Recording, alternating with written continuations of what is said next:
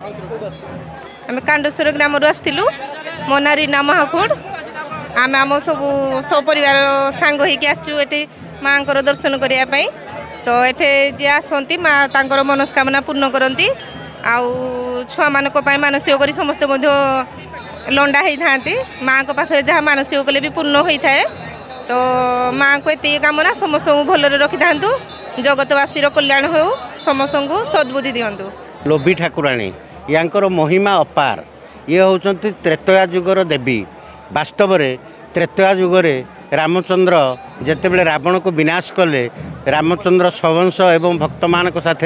से अयोध्या यही पथ दे अतिक्रम करुले एठी रामचंद्र पछकु देखिले जे तांको पछे पछे से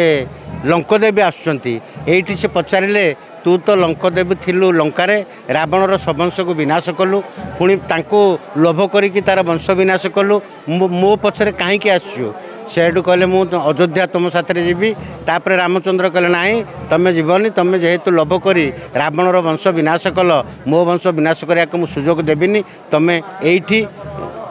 निश्चित भाव में रुह तापर लंकदेवी कहले ताले मते एटी किए पूजा मोर किंदे हम मोर यात्रा केमती हम मो लोक मैंने मते केमती पूजा करेंगे से स्वप्नादेश है आम अंचलवासी की स्वप्नादेश पर से रहिले एणु तांको नाम जो लंकदेवी थिला रामचंद्र कहले तम नाम आज लोभ करके मो साथ आसी तम ना लोभी है से त्रेतया कालू आज पर्यंत एटी पूजा पाई आसुँच जो 5 दिन भी यात्रा हो या पूर्व तार विजयस्थली ये हूँ आमर गड़संतरी विजयस्थली तुलसीपाल ग्राम अन्य 360 दिन से पूजा पाँच ये विजयस्थली 5 दिन पूजा हो लक्ष लक्ष भक्त एटिक आसुँच आमर किंवदंती अच्छी जे जहाँ मानसिक करे निश्चित भाव में माँ लोभिदेवी ताहा पूर्ण करती एणु यही आशारे आम अंचल ए अंचल जेते झील बा जेते पुओ दूर अच्छा